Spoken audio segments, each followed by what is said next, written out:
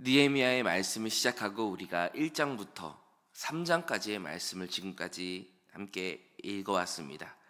이 말씀을 쭉 읽다 보면 느헤미야의 타고난 지도력과 그리고 하나님의 인도하심, 그리고 예루살렘 백성들의 적극적인 협조 속에서 모든 것이 형통하게 이루어진 것만 같아 보였습니다. 하나님의 비전을 이루어가는 느헤미야와 함께하는 이스라엘이 이루어지는 역사. 그런데 예루살렘 성벽이 건축되어지는 이 일들 순간에도 분명히 어렵고 힘들고 위기의 순간이 분명히 있습니다. 오늘 말씀, 우리가 읽은 이 4장의 말씀은 그 위기의 순간을 기록하고 있습니다. 2장의 말씀 말미에 잠시 등장했던 산발랏과 도비아라고 하는 그 지역의 지도자, 사마리아 땅과 암몬 땅의 지도자들이 이 예루살렘 성벽이 다시 건축된다라는 것을 듣고 위기감을 느끼고 그들을 방해하기 시작했던 겁니다. 그들의 방해를 이제 한번 볼 텐데요. 1절부터 3절은 사마리아 총독이었던 산발랏과 그리고 암몬족 속의 지도자인 도비아가 와서 성벽 재건을 하고자 하는 이들을 조롱하며 이 위기가 시작되는 것을 볼 수 있습니다. 오늘 말씀의 서두는 원수들의 방해로, 위협과 조롱으로 시작되는 것을 보게 됩니다. 원수들 산발랏과 도비아의 조롱을 자세히 살펴보면 예루살렘 성벽이 재건되는 그 모습을 보며 그들은 몹시 당황했던 것을 보게 됩니다. 우리 1절의 말씀을 한번 다시 살펴보면요, 산발랏이 우리가 성을 건축한다 함을 듣고 크게 분노하며 유다 사람들을 비웃었다 라고 말합니다. 이 말씀으로 우리는 그들의 심리 상태를 유추해 볼 수가 있는 것입니다. 이들에게 이 예루살렘 성벽이 위협이 되지 않았다면, 정말 작은 일 중에 작은 일이었다면 그들은 분노할 일도 없었을 것이고 굳이 그 일을 비웃을 필요도 없었겠죠. 그러나 이 예루살렘 성벽, 하나님의 거룩한 공동체가 재건되는 일에 이 원수들이 분노할 수밖에 없었던 것은 이 일이 그들에게는 크게 위협이 되는 일이고 그들에게는 그들의 지경을 잃어버리는 일이고 원수들이 망하는 일이었기에 이 산발랏과 도비아는 분노했고 당황했기에 그 당황함을 감추며 비웃을 수밖에 없었다라는 거죠. 그렇게 산발랏은 예루살렘 성벽이 건축되면 자기가 입지가 좁아질 것을 우려하여 잘 진행되지 못하도록 방해하기 시작하는데, 그들의 첫 번째 방해 전략은 위협을 가하는 것이었습니다. 우리 2절의 말씀을 다시 한번 살펴보면요, 우리 같이 한번 읽어볼까요? 자기 형제들과 사마리아 군대 앞에서 일러 말하되 이 미약한 유다 사람들이 하는 일이 무엇인가 라고 말하고 있습니다. 이 산발랏은요, 자기 세력을 모읍니다. 자기와 함께하는 자들, 자기와 뜻을 같이 하는 자들을 모으고, 그리고 사마리아 군대라고 하는 것은 당시 페르시아에서 보내준 그런 군대가 아니라 자기가 만든 세력, 자기가 만든 군대를 의미합니다. 사병을 의미하는 것이죠. 그 사병을 모아놓고 이 이야기를 전개하고 있는 것입니다. 즉 예루살렘 성벽, 예루살렘 백성들에게 은근히 자기의 세력을 보여주고 자기의 세력이 이만큼 된다라고 하는 것을 나타내면서 은근히 압박하는 모습을 보여주고 있는 것입니다. 또한 산발랏의 짝꿍이라고 할 수 있는 암몬 사람 도비아는 그 조롱에 한마디를 얻는 말을 하죠. 우리 3절도 같이 보면 우리가 많이 어디서 본 말씀입니다. 우리 같이 한번 읽어볼까요? 암몬 사람 도비아는 그들이 건축하는 돌 성벽은 아멘. 느헤미야가 유대 총독으로 부임해서 예루살렘 성벽을 시찰할 때 그의 시찰에 감상평이 기록이 되는데, 짐승 한 마리도 지나갈 수 없었다라고 하는 감상평이 있었던 것을 우리는 기억합니다. 그 감상평처럼 암몬 사람 도비아는 그 예루살렘 성벽이 다시 한번 무너질 것이고 너희의 수고가 헛될 것이다 라고 조롱하며 저주하고 있는 그런 모습을 우리는 보게 되는 겁니다. 그러나 이 원수들의 조롱에 느헤미야는 어떻게 대응했을까요? 이 원수들의 위기 앞에서 느헤미야의 대응의 무기는 과연 무엇이었을까요? 느헤미야는 그 조롱에 분을 내거나 맞붙거나 말싸움으로 대응하지 않았습니다. 그들이 세력을 과시한다고 우리도 세력을 모으고 우리의 세력을 보여주자라는 감정적인 대응도 하지 않았습니다. 언제나 그가 가장 잘하는 방법, 언제나 그가 가장 최우선으로 생각하고 최고의 방법이라고 생각하는 그 방법을 사용합니다. 그것은 무엇일까요? 바로 그렇습니다. 기도입니다. 느헤미야는 기도의 사람이었고 무슨 일을 당해도 기도하는 사람이었습니다. 이 원수들의 조롱과 원수들의 위협 앞에서도 느헤미야는 역시나 기도했습니다. 느헤미야는 4절 이렇게 말하죠. 우리 4절을 같이 보겠습니다. 빨간 부분만 같이 읽어볼까요? 우리 하나님이여 들으시옵소서.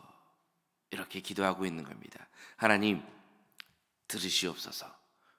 저들의 행동과 저들의 조롱과 저들의 비방을 하나님 들으시옵소서.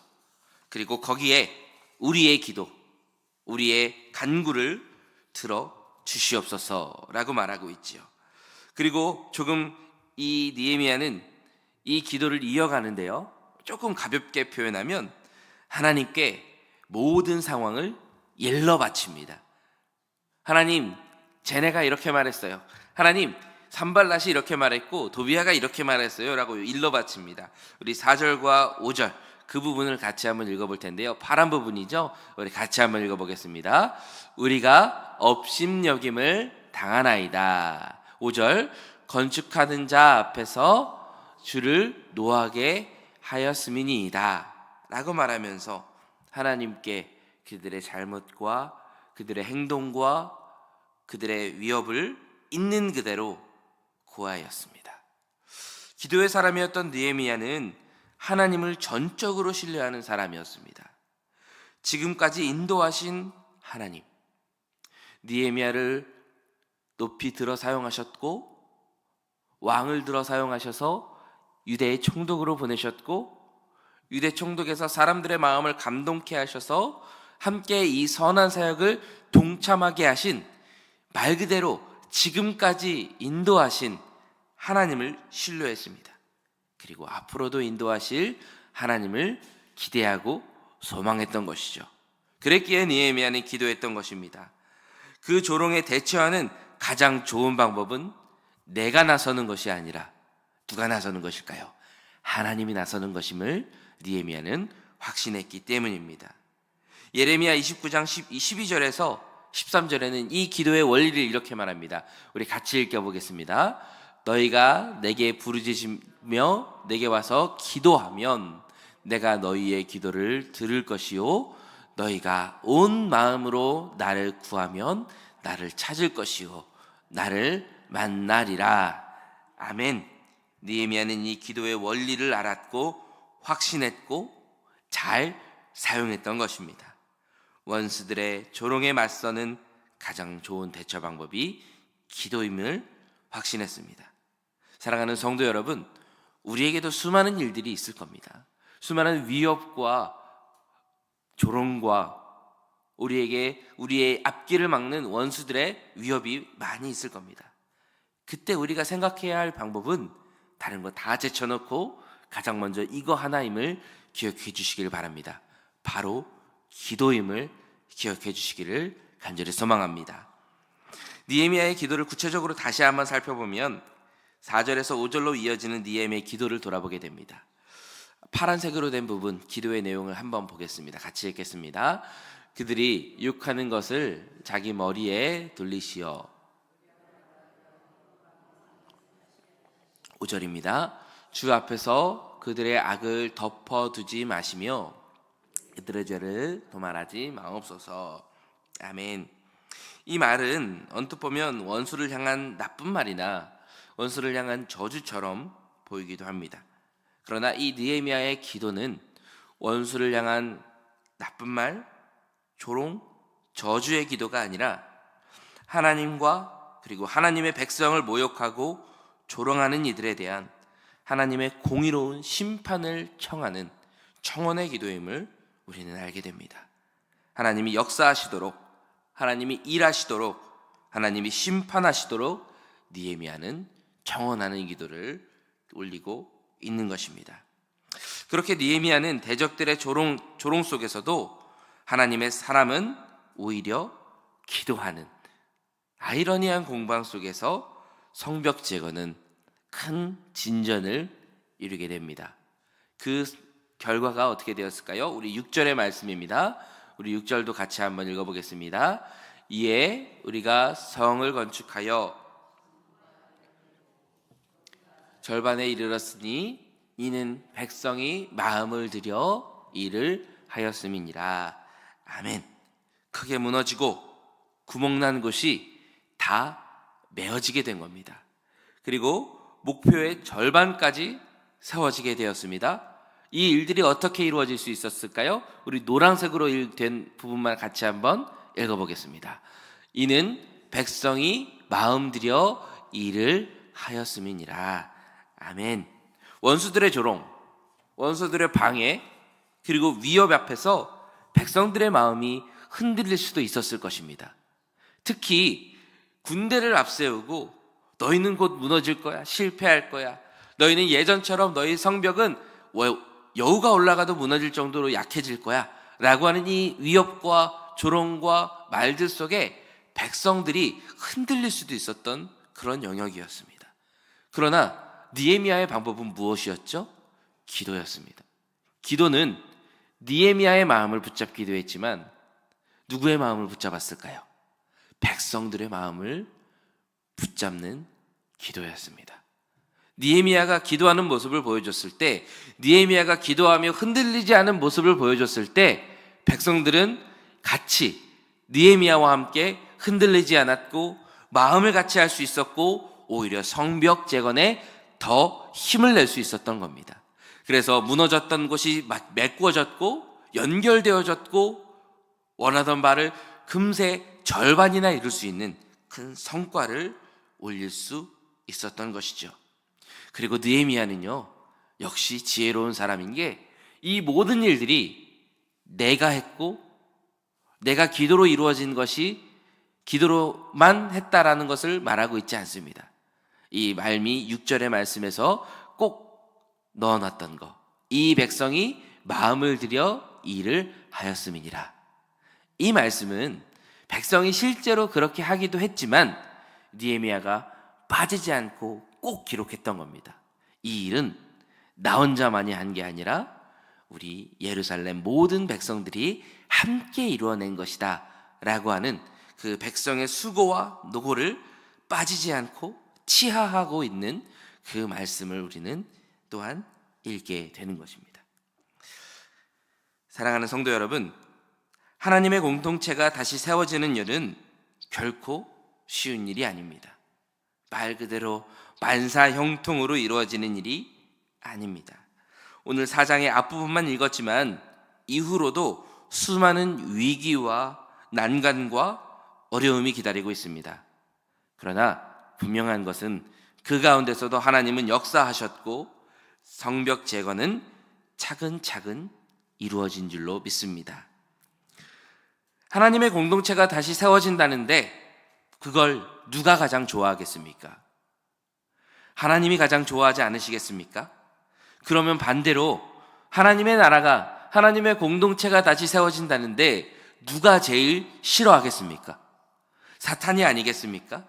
이렇게 놓고 본다면 하나님의 공동체를 세우는 일에 사탄의 조롱과 사탄의 방해와 사탄의 위협은 어찌 보면 당연하다라고 생각할 수도 있습니다. 또한 반대로 생각해 보면 이 사탄의 위협, 사탄의 조롱과 방해에 하나님의 보호하심과 인도하심도 당연한 줄로 믿습니다. 왜냐하면 우리는 하나님의 공동체를 재건하는 선한 사역을 하는 사람들이기 때문입니다.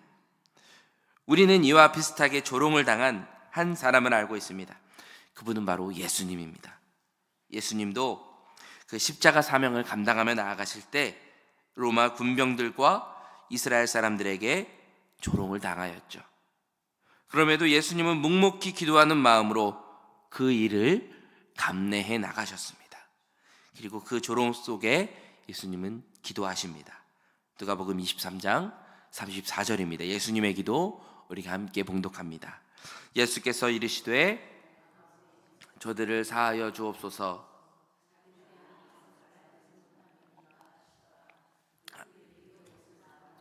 제비 뽑을세. 아멘. 그렇습니다. 예수님은 그 수많은 조롱 속에서 대응하지 않으시고 기도하십니다. 그 기도가 얼마나 위대한지 오히려 그들을 위하여 기도하는 모습도 보여주십니다. 왜냐하면 그들의 조롱 속에는 오히려 예수님에 대한 두려움이 있음을 알았기 때문입니다. 그렇기 때문에 주님은 오히려 그들을 긍휼히 여기셨고 그들을 불쌍히 여기셨고 그들의 조롱에 대응하는 것이 아니라 맞불을 놓는 것이 아니라 그들을 위해 중보하며 기도하는 방법을 선택하셨던 것입니다.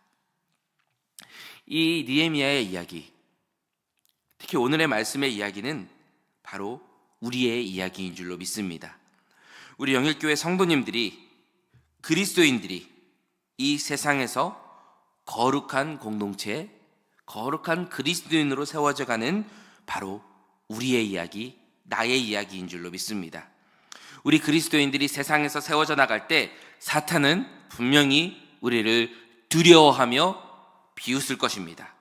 조롱할 것이고 방해하려 할 것입니다.